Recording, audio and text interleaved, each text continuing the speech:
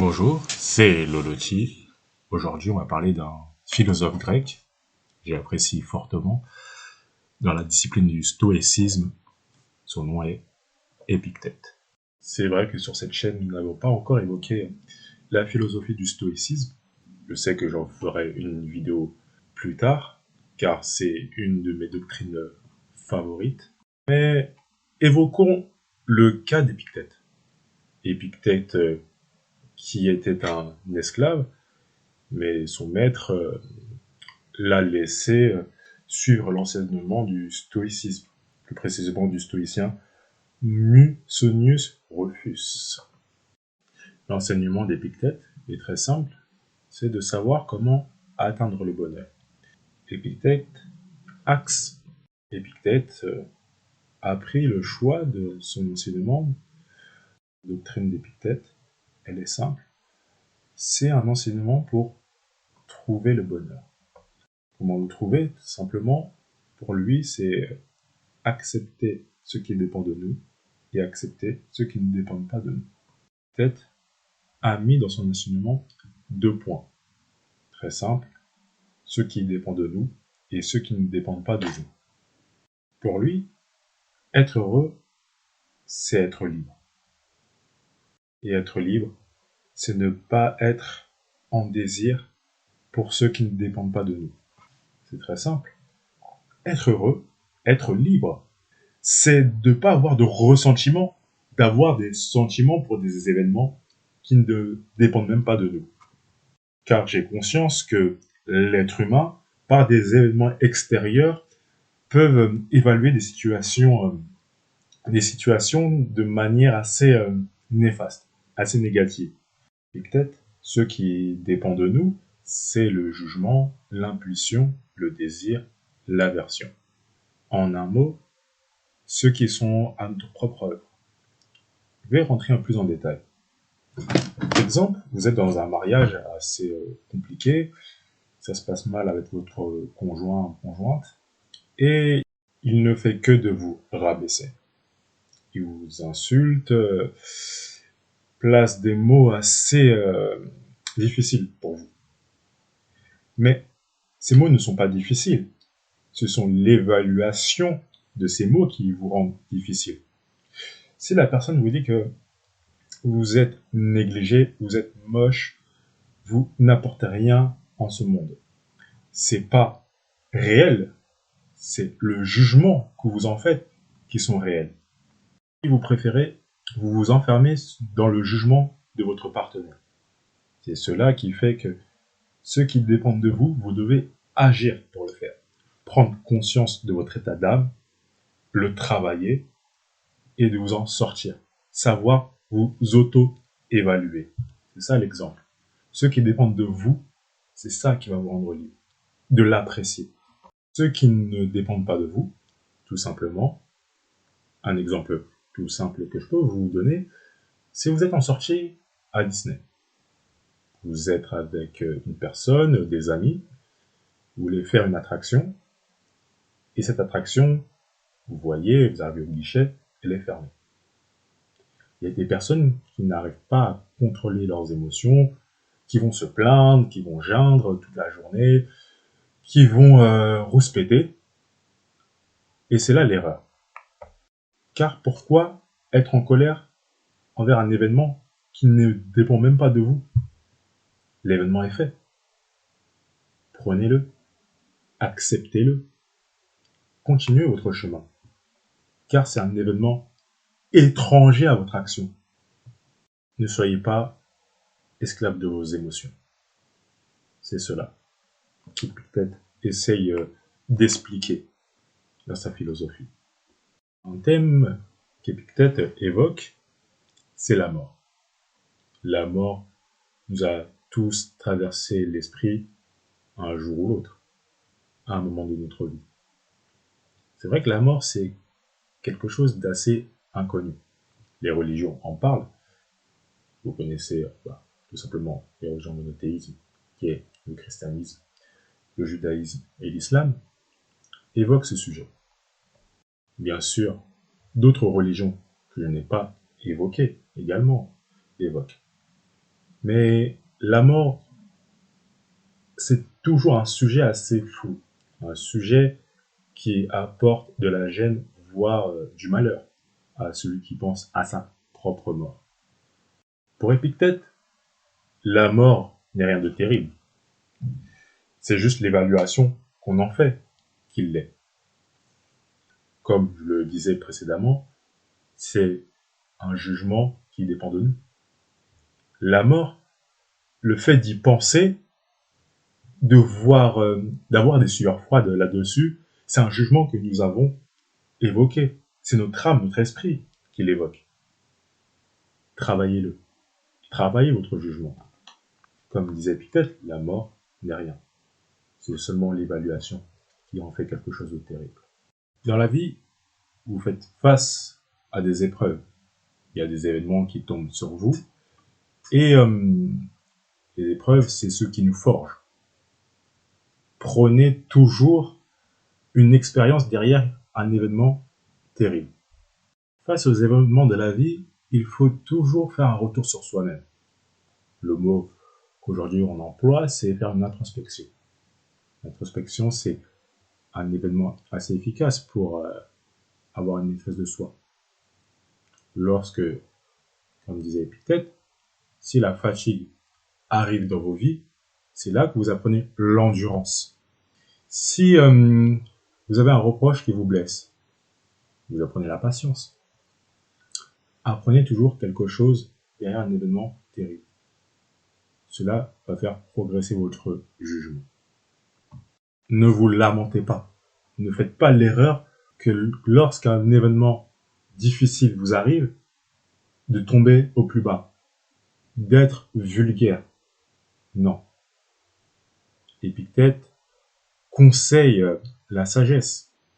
La maîtrise de soi, c'est une vertu.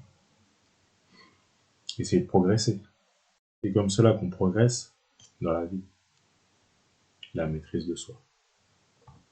Épictète nous dit que si tu désires la philosophie, prépare-toi au rire.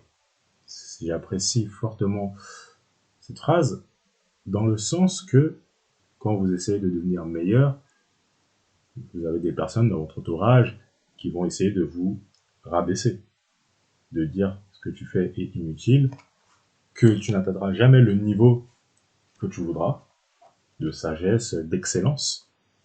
Mais travaille sur toi. Vous le savez, lorsque vous persistez, les gens viendront vous admirer, vous féliciteront de vos progrès, vous salueront à tous les autres, car vous n'avez jamais fléchi. Si vous échouez au moindre obstacle, vous aurez doublement de la dérision envers votre entourage. Et n'essayez pas d'être plus faible qu'eux. Ne lâchez rien. Il y a ce point où Épictète dit, si tu as pris un rôle qui dépassait tes forces, tout à la fois tu l'as mal tenu, et celui que tu pouvais remplir, tu l'as laissé passer. Dans la vie, nous jouons tous un rôle. Vous l'avez remarqué que plus vous prenez de l'âge, plus vous sentez qu'il y a un emboîtement. Mais le problème, c'est que vous sentez aussi que cet emboîtement ne se fait pas lorsque vous ne jouez pas le bon rôle.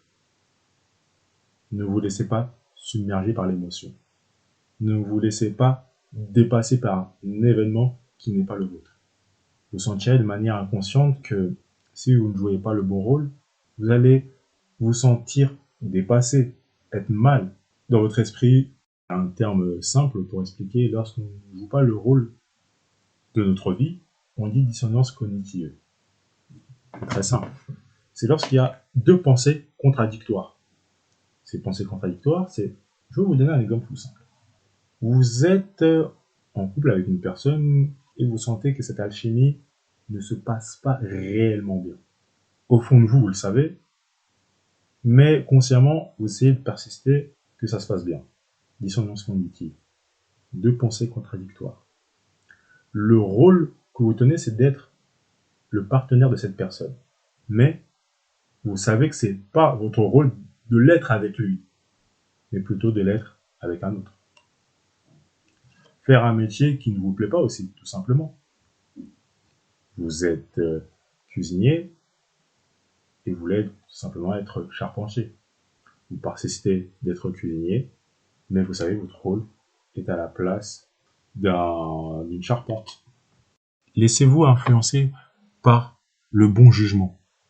Faites une solide introspection. C'est cela qui vous rendra votre jugement meilleur et vous saurez quoi faire. Votre inconscient vous demande des choses, mais peu de personnes la fouillent. Peu de personnes essayent d'avoir une réflexion profonde à l'intérieur de lui-même. Et faites-le. C'est cela qui fera que vous connaîtrez votre vrai rôle.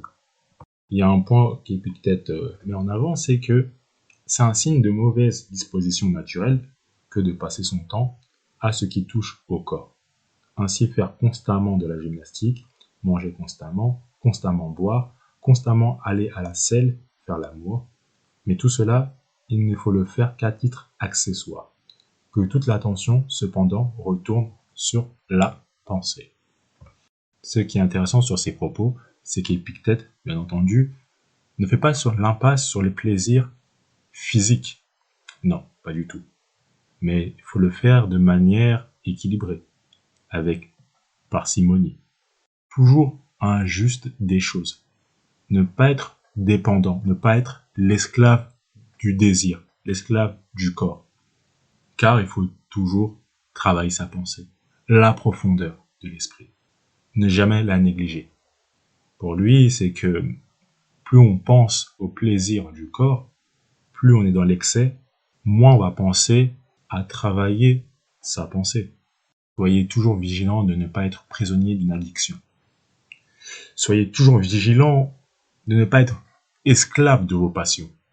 Soyez fier de travailler votre âme.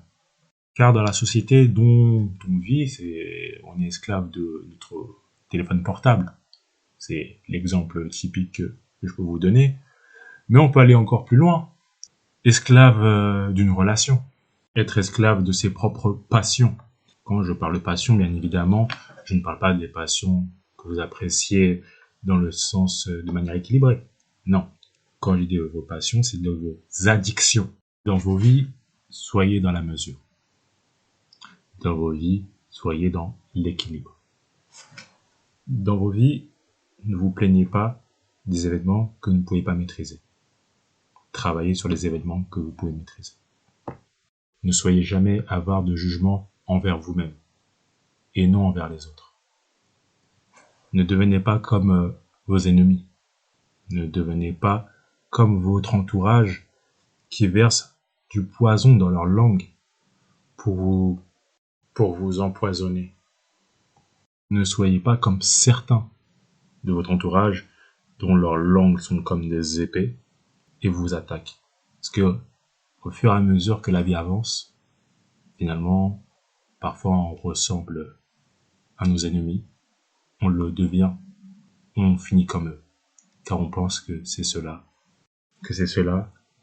être adapté socialement dans le monde d'aujourd'hui. Ne faites pas cette erreur. Épictète parle aussi d'un comportement où lorsque une personne a une richesse beaucoup plus importante qu'une autre, va se sentir supérieure du fait qu'elle soit plus riche. Par exemple, si une personne dit « je suis plus riche que toi, donc je te suis supérieur », Épictète rétorque qu'il faut dire que je suis plus riche que toi, donc mon avoir est supérieur au tien. Bien entendu, cela se dit. Exemple tout simple, une personne qui a une montre d'une belle valeur, d'une belle qualité, va souvent s'associer à l'objet. Donc, il va se sentir un homme de qualité, un homme de valeur, avec l'objet qu'il possède. Alors que c'est tout à fait faux. C'est l'objet qui est supérieur à l'objet d'une moindre qualité. Ne pas confondre. Essayez tout simplement de dissocier l'objet de valeur à votre personne. L'ordre de valeur, c'est approfondir votre pensée, la travailler. C'est cela qui va vous rendre un homme ou une femme de valeur. Ce n'est pas les objets que vous avez en votre possession. C'est nullement le cas. En tant que personne, essayez toujours de raisonner tout simplement à des événements que vous pouvez agir. Ne vous laissez pas abattre par des événements qui ne dépendent pas de vous. La vie a ses sources d'ennui, mais la vie a ses sources de bonheur. Le bonheur, c'est d'être libre, et être libre, c'est agir. Agir sur des événements qui dépendent de vous. De vous détacher de vos passions. D'éviter d'être esclave de vos désirs. C'était le loti. Passez une bonne journée. Pour ceux qui ont apprécié la vidéo, n'hésitez pas à vous abonner, à liker et à partager. Et si vous avez des philosophes à me conseiller, ce sera avec un très grand plaisir de les prendre en compte et de vous en faire des vidéos.